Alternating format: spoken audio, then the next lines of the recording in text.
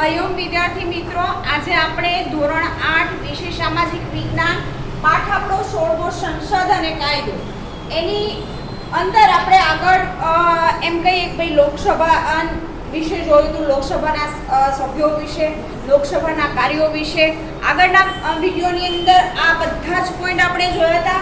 આજે આપણે જોઈશું રાજ્યસભા, જેને બીજા નામ તરીકે ઉપલા ગૃહ તરીકે પણ આપણે ઓળખીએ છીએ.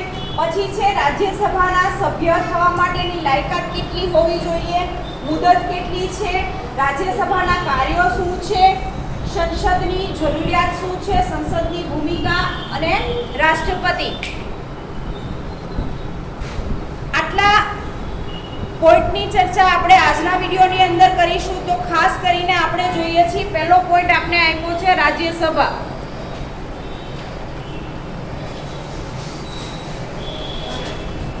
આપણા દેશની રાજ્યસભાના કુલ 250 સભ્યો છે. આ સભ્યોમાંથી 12 સભ્યોની નિમણૂક રાષ્ટ્રપતિ દ્વારા કરવામાં આવે છે. રાષ્ટ્રપતિ દ્વારા પસંદ કરેલા સભ્યો સાહિત્ય, વિજ્ઞાન, રમત-ગમત, કલા અને સામાજિક સેવા જેવા વિવિધ ક્ષેત્રો સાથે સંકળાયેલા અને પોતાના ક્ષેત્રોમાં વિશિષ્ટ પ્રદાન કરનાર વ્યક્તિઓ હોય છે. રાજ્યસભાના 238 સભ્યો વિવિધ રાજ્યોના પ્રતિનિધિઓ હોય છે, જો અપ્રત્યક્ષ મતદાનથી ચૂંટવામાં આવે છે. રાજ્યસભાને કાઉન્સિલ ઓફ સ્ટેટ્સ તરીકે ઓળખવામાં આવે છે. રાજ્યસભામાં ગુજરાતને 11 બેઠકો ફાળવવામાં આવી છે. હવે આપણા દેશની રાજ્યસભામાં કુલ 250 બરાબર 250 રાજ્યસભામાં સભ્યોની સંખ્યા ભાઈ કુલ બરાબર. આ આંકડો ફિક્સ છે. અત્યારે વર્તમાનની વાત કરીએ તો બરાબર છેલ્લા એમ કહેવાય કે 4 વર્ષ કે 5 વર્ષ જુઓ તો એ સમય દરમિયાનનો આંકડો ફિક્સ છે. 250 સભ્યો છે બરાબર રાજ્યસભાની અંદર. અને આ સભ્યોમાં 12 સભ્યોની નિમણૂક રાષ્ટ્રપતિ દ્વારા થાય છે. 12 સભ્યોની નિમણૂક કોણ કરે છે? તો ભાઈ રાષ્ટ્રપતિ. ભારતના જે રાષ્ટ્રપતિ નિમાય છે એ રાષ્ટ્રપતિ દ્વારા એમ કહેવાય કે એ ઈચ્છે એ વ્યક્તિની નિમણૂક કરે છે.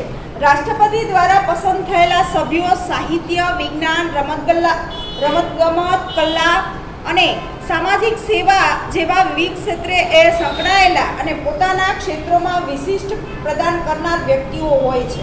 બરાબર. કોઈ પણ રાજ્યસભા છે કે લોકસભાના સભ્ય બનવું હોય તો આ બધા જ ક્ષેત્રોમાંથી કોઈ પણ ક્ષેત્રે આપણી કામગીરી હોવી જરૂરી છે. બરાબર.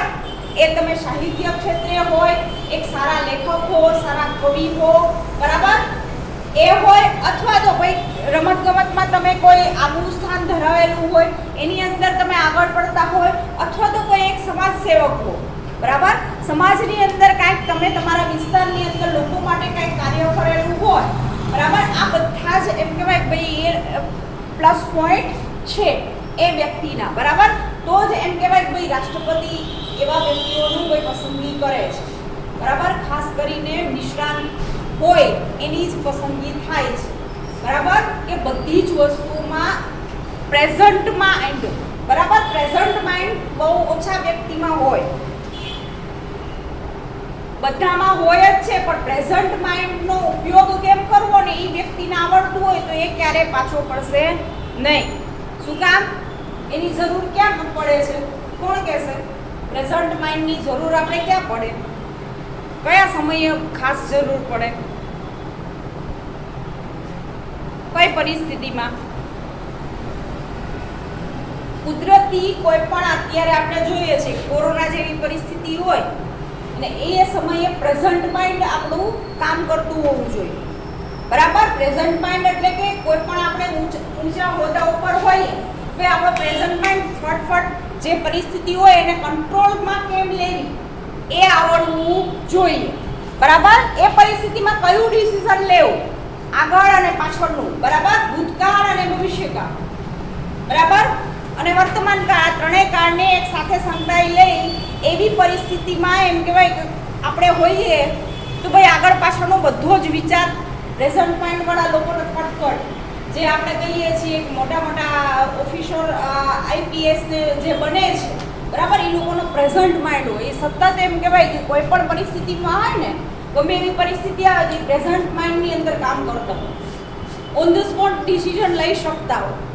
હે શું કામ કે એના પાસે એટલું નોલેજ હોય, કોઈ પણ પરિસ્થિતિમાં શું કરવું એ બધું નોલેજ હોય તો જ આ વસ્તુ આપણે કરી શકીએ. બરાબર. તમારે પણ એ વસ્તુ કરવી હશે, બધા વિષયોનું નોલેજ હશે તો આપણે કહી શકીએ. ભલે આપણે ડૉક્ટરનું ભણ્યા ના હોય પણ સામાન્ય નોલેજ આપણી પાસે હશે તો આપણે કોઈને મદદરૂપ થઈ શકશું કે નહીં? થઈ શકશું કે નહીં? આપને ખબર છે કે ભાઈ કોઈ પણ એવી ઘટના બની નજર સામે, ચલો એક એક્ઝામ્પલ, એક ઉદાહરણ લઈએ. ભાઈ તમે ઊભા હો ને એ જગ્યા ઉપર એક્સિડન્ટ થાય અને ત્યાં કોઈ પણ હાજર ના હોય તો આપને પ્રેઝન્ટ માઇન્ડમાં આપને ખબર હોય ભાઈ એમ્બ્યુલન્સનો નંબર આ છે, બરાબર.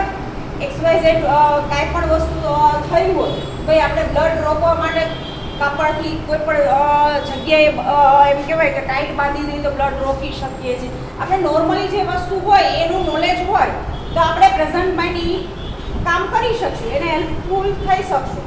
બરાબર ને? એમ્બ્યુલન્સને બોલાવી શકશું, કોઈને આ રીતે મદદરૂપ થઈ શકશું.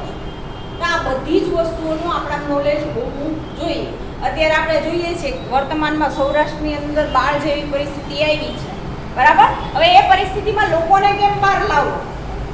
આપણે ખબર જ છે કે આપણે મુસીબતના સમયમાં આપણું માઇન્ડ કામ કરતું બંધ થઈ જાય છે ને. એ તમે પણ અનુભવ કરો છો ને હું પણ કરું છું.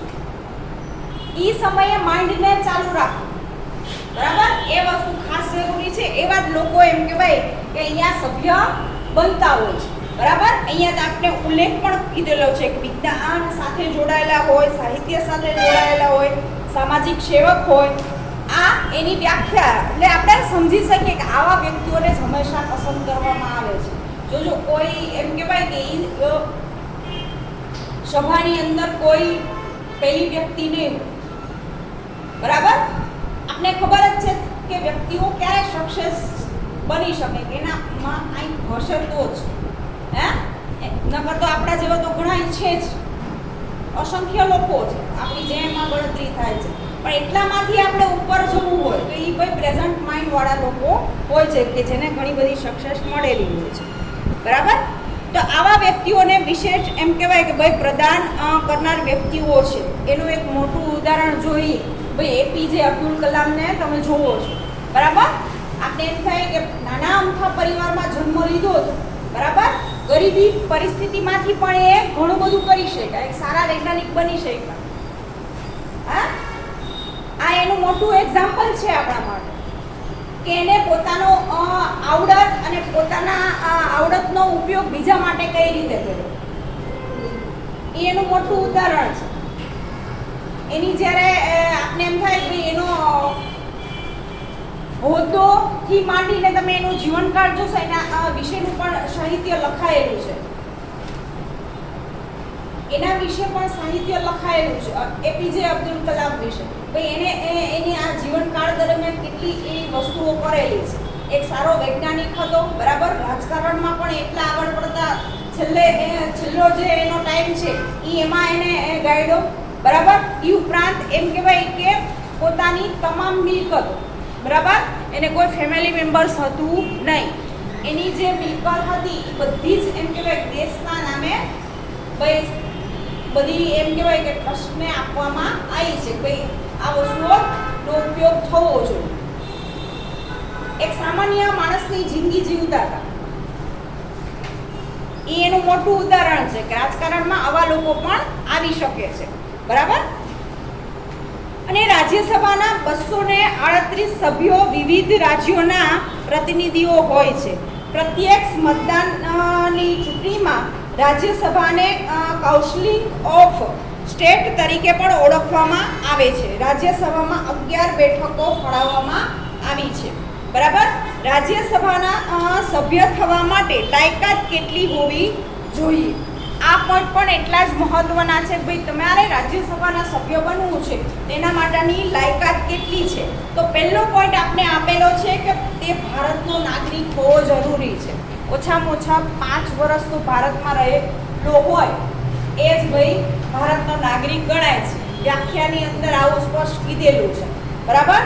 તેની ઉંમર 30 વર્ષ કે તેથી વધુ હોવી જોઈએ. અસ્થિર મગજનો, નાદાર કે ગુનેગાર હોવો જોઈએ નહીં. સરકારનો પગારદાર કર્મચારી પણ હોવો જોઈએ નહીં. બરાબર, આ બધા જ પોઈન્ટ એમ કહેવાય કે રાજ્યસભાના સભ્ય માટે લાયકાત માટે નક્કી કરેલા છે.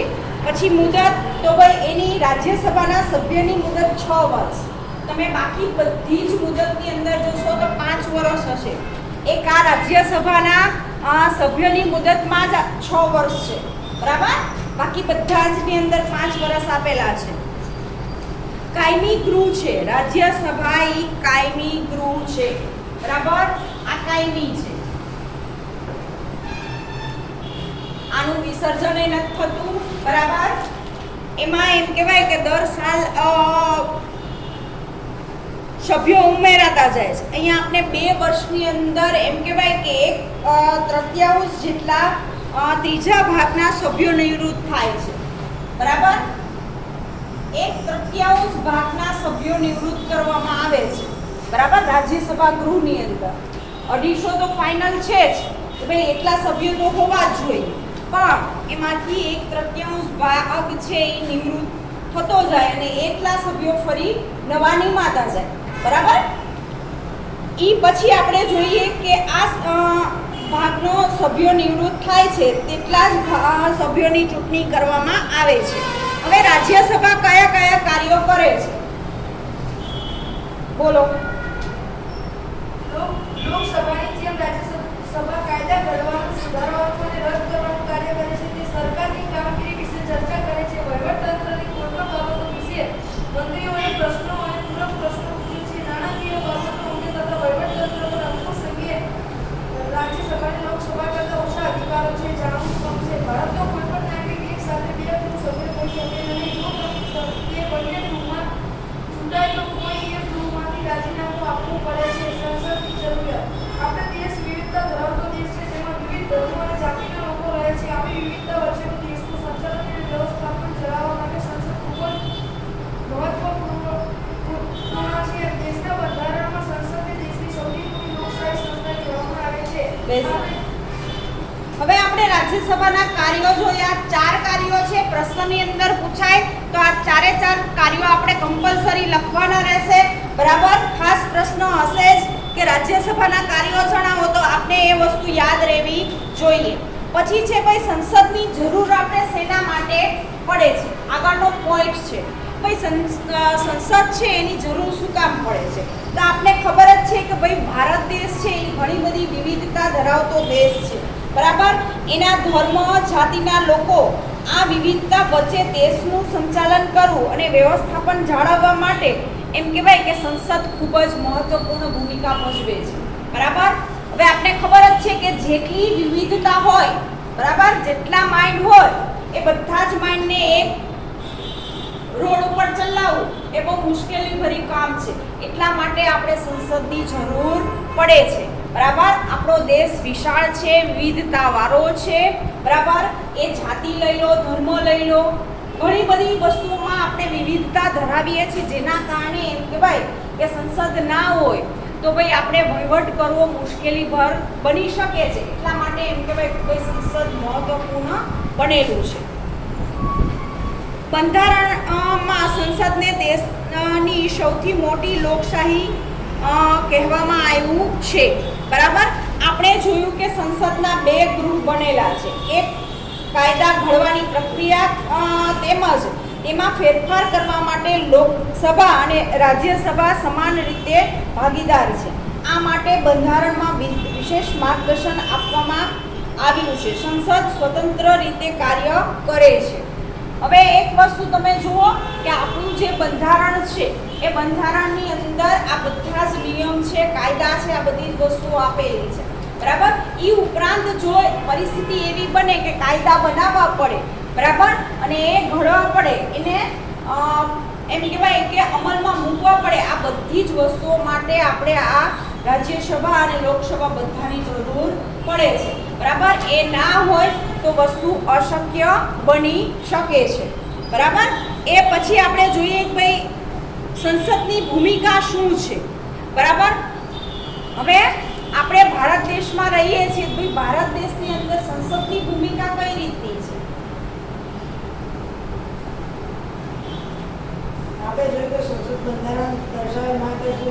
કાર્ય કરે છે. આ કાર્ય કરવા માટે વિવિધ સમિતિઓની રચના કરવામાં આવે છે. સંસદ વર્તમાન કાયદા સુધારા નવા કાયદા કરવાની જૂના કાયદાને રદ કરવાનું મહત્વપૂર્ણ કાર્ય કરે છે. અંદાજપત્રના માધ્યમથી કારોબારી તંત્ર દ્વારા કરવામાં આવતા ખર્ચ પર નિયંત્રણ રાખે છે. સરકારી નીતિઓની ચર્ચી ચતુર્થી સરકાર પોતાના ભૂગોળ તથા કામો પ્રત્યે સભાન રહે છે. સમગ્ર રાષ્ટ્ર સરકારી નીતિઓમાં માહિતગાર કરી શકે. રાષ્ટ્રપતિ દેશના પ્રથમ નાગરિક છે. તેઓ દેશના બંધારણ વડા છે. આપણા દેશના સમગ્ર વહીવટ રાષ્ટ્રપતિની નામે ચાલે છે. લાયકાત જેઓ ભારતના નાગરિકો ધરાવે છે તેની ઉંમર 35 વર્ષ પેઢીથી વધુ હોય છે. સરકારના પગારદાર કર્મચારી જોઈએ નહીં. લોકસભા કે રાજ્યસભ્ય